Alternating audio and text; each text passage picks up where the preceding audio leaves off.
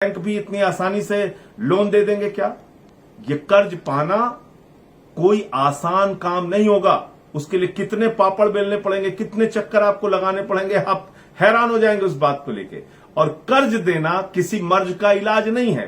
90,000 करोड़ रुपए डिस्कॉम कंपनियों को, बिजली कंपनियों को देने की बात कही है। अब वो 90,000 करोड़ रुपए बिजली कंपनियों को मिलेगा तो किसका है आप जानते हैं? अंबानी की बिजली कंपनियां हैं, अडानी की बिजली कंपनियां हैं। और आपने कह दिया साहब हम आपको 90,000 करोड़ रुपए का पैकेज दे रहे हैं, आप सस्ती बिजली दीजिएगा। जो इनकी घोषणा है उस 20 लाख करोड़ रुपए के घोषणा के अंदर जो अब तक इन्होंने घोषणा की है, कुछ घोषणाएं अभी बाकी भी रह गई हैं, उसमें मात्र 10,000 करोड़ रुपए आप कह सकते हैं कि देश के गरीबों के लिए रखा गया है। बाकी पैसा सिर्फ और सिर्फ एक दिखावा मात्र है, एक कर्ज के तौर पे जो आपसे वापस लिया जाएगा। इस देश के लोगों को मूर्ख बनाने के लिए कह रहे हैं लोकल वोकल, स्वदेशी विदेशी। ये बात आप लोगों के मुंह से अच्छी नहीं लगती। आपने इस देश की अर्थव्यवस्था को एक एक करके विदेशियों के हाथ में रखा है, विदेशियों को पूरी तरह से व्यापार की खुली छूट प्रदान की है, और अभी आप सिर्फ और सिर्फ गरीबों के पीठ पर लात मारने का और पेट पर लात मारने का काम कर रहे हैं।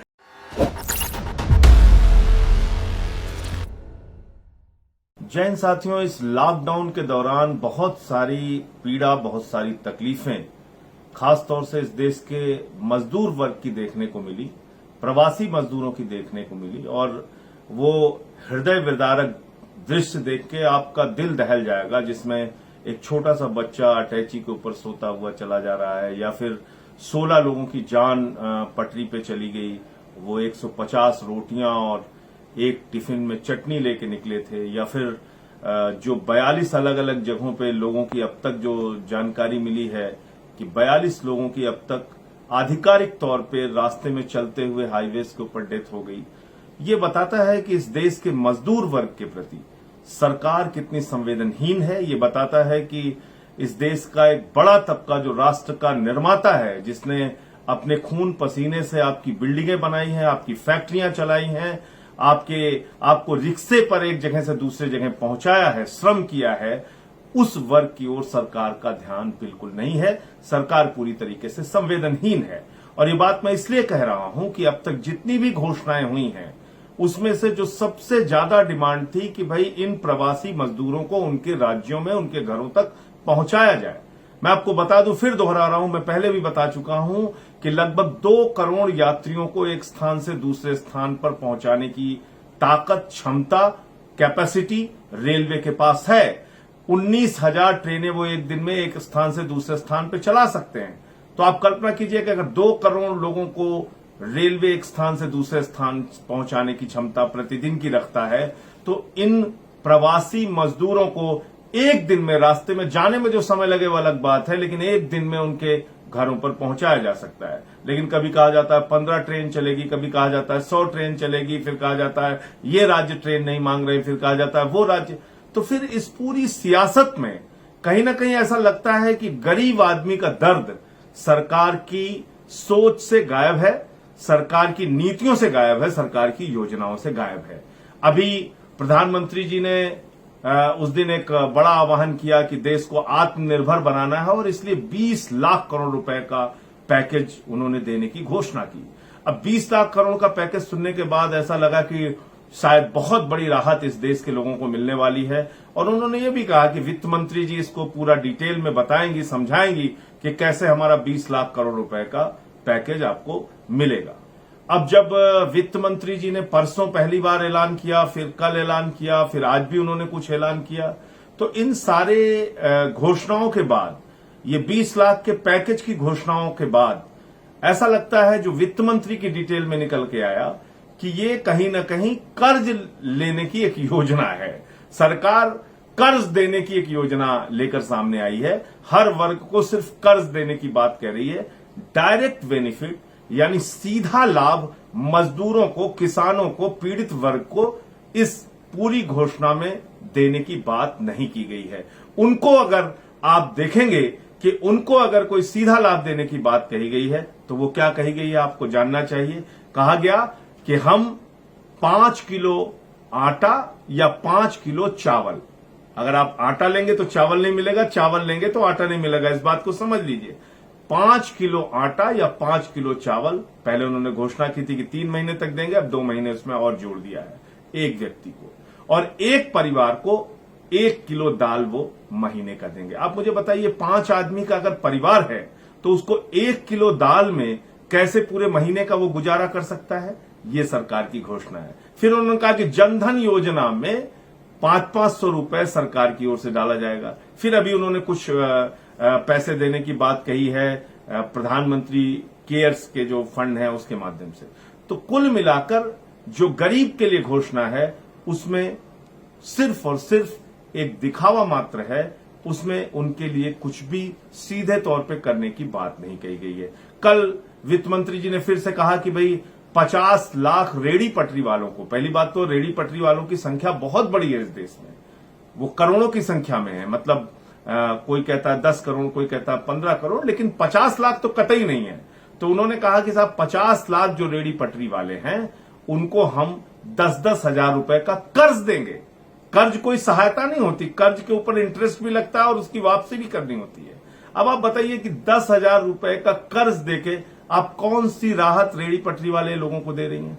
किसानों की बात अगर हम करें तो जिन किसानों की सब्जियां बर्बाद हो गई इस लॉकडाउन के दौरान, जिन किसानों को उनके उपज का मूल्य उनको नहीं मिल रहा है, उनके धान का, उनके गेहूं का उनको मूल्य नहीं मिल रहा है, जिन किसानों को अपने फल, अपनी सब्जियां, अपने फूल जिसकी वो खेती करते थे वो बर्बाद करना पड़ा, नष्ट करना पड़ा, उनको दूध अपने नष्ट करने पड़े क्योंकि उसकी मांग बाजार में खत्म हो गई थी। तो जो किसान इतना पीड़ित था उसको सीधे तौर पे सरकार की ओर से कोई मदद देने की बात कही गई क्या? बिल्कुल नहीं कही गई। और आप देखिए कि क्या क्या घोषणाएं उनके द्वारा की गई हैं। कहा गया कि हम 3 लाख करोड़ रुपए एमएसएमई सेक्टर को कर्ज देंगे। एमएसएमई सेक्टर का मतलब लघु, मध्यम और कुटीर उद्योग जो हैं, जिसकी इकाइयां लगभग 6 करोड़ हैं हिंदुस्तान में, उसको कहा गया वित्त मंत्री जी के द्वारा कि हम 3 लाख करोड़ रुपए का कर्जा देंगे।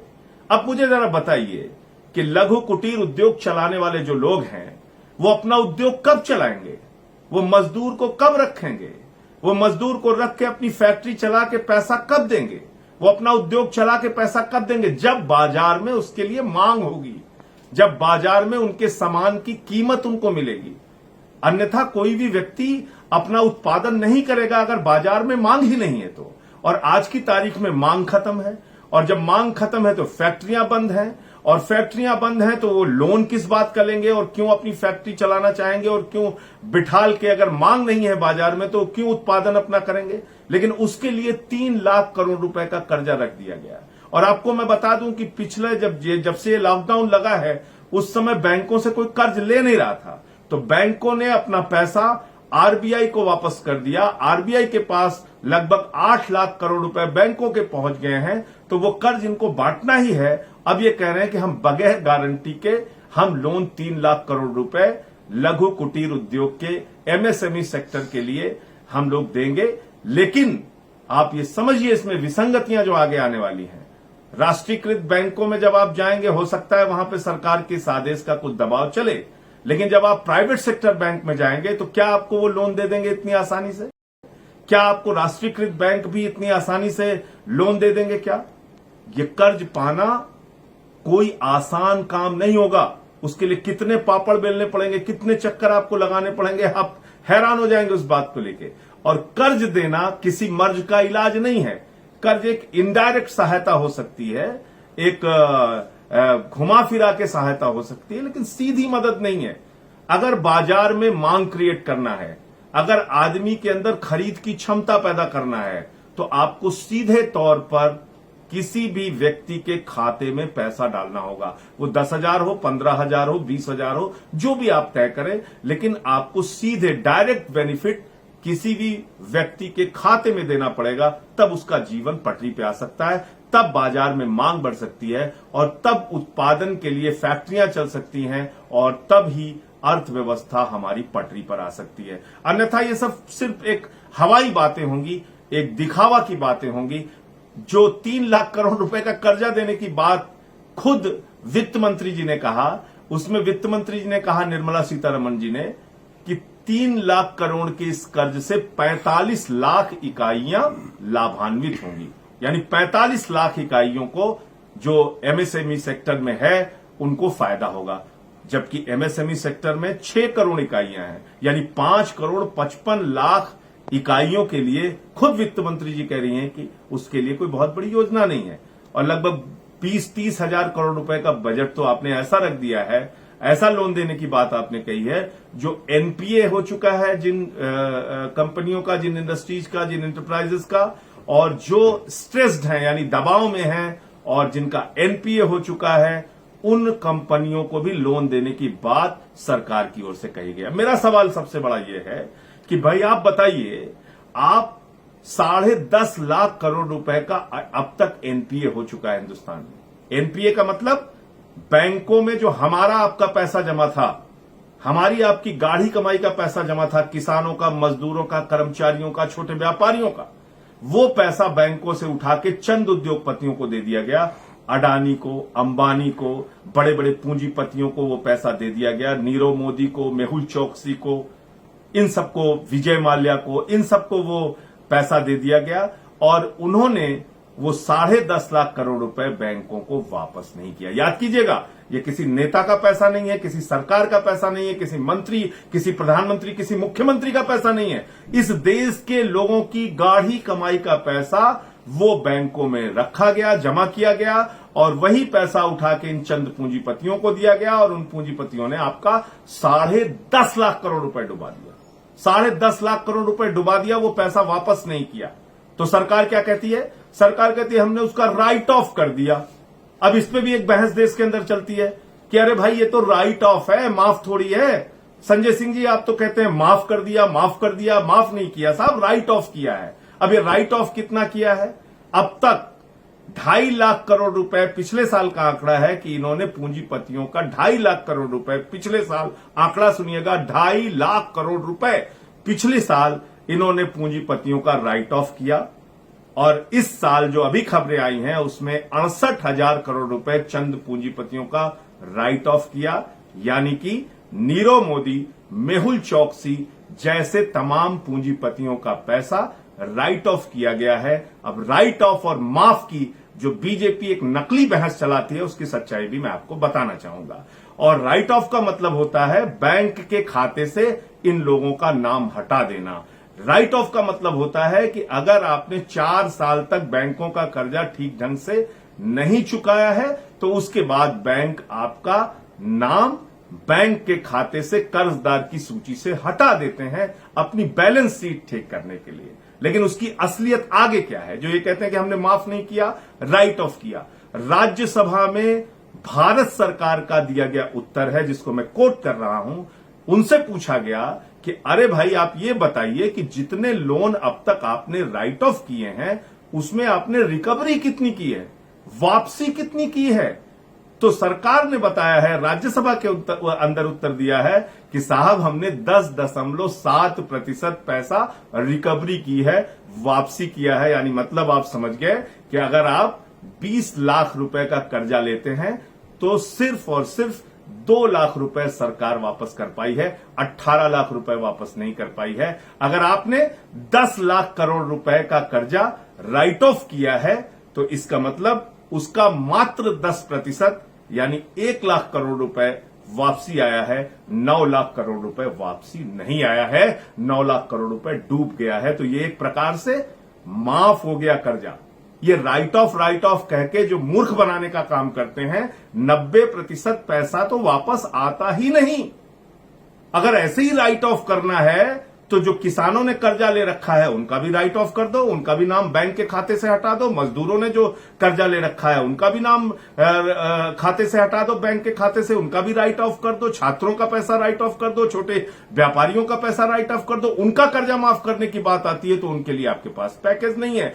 उनको रेल का किराया देने की बात आती है तो उनके लिए आपके पास 15% भी किराया देने के लिए पैसा नहीं है। उनको पैकेज देने की बात आती है तो उनको आप बस से ट्रेन से पहुंचा नहीं सकते, उनके खाते में सीधा पैसा नहीं दे सकते। लेकिन जब आप इन पूंजीपतियों की बात करते हैं, यानी जो सरकार का अब तक की जो इनकी घोषणा है, उस 20 लाख करोड़ रुपए के घोषणा के अंदर जो अब तक इन्होंने घोषणा की है, कुछ घोषणाएं अभी बाकी भी रह गई हैं, उसमें मात्र 10,000 करोड़ रुपए आप कह सकते हैं कि देश के गरीबों के लिए रखा गया है। बाकी पैसा सिर्फ और सिर्फ एक दिखावा मात्र है, एक कर्ज के तौर पे जो आपसे वापस लिया जाएगा, सीधे तौर पे कोई सहायता नहीं दी गई। 4 करोड़ रुपए देश के करोड़ों लोगों के लिए और 10.5 लाख करोड़ रुपए चंद पूंजीपतियों का माफ कर देना, 68,000 करोड़ रुपए नीरव मोदी, मेहुल चौकसी जैसे लोगों का माफ कर देना, 2.5 लाख करोड़ रुपए पिछले वर्ष चंद पूंजीपतियों का माफ कर देना। तो ये पूरा खेल है। आपको ये समझना होगा कि सरकार की प्राथमिकता क्या है, सरकार की जिम्मेदारियां क्या है, सरकार की सोच क्या है। सरकार की सोच में कहीं क्या आप आते हैं? क्या वो माताएं बहनें जो रास्ते में डिलीवरी हो जा रही है और अपने बच्चे को लेके पैदल कई किलोमीटर तक चलते हैं? क्या वो बच्चे, मासूम बच्चे जो अटैची पर सो जाते हैं, उनको मां घसीटते हुए ले जाती है?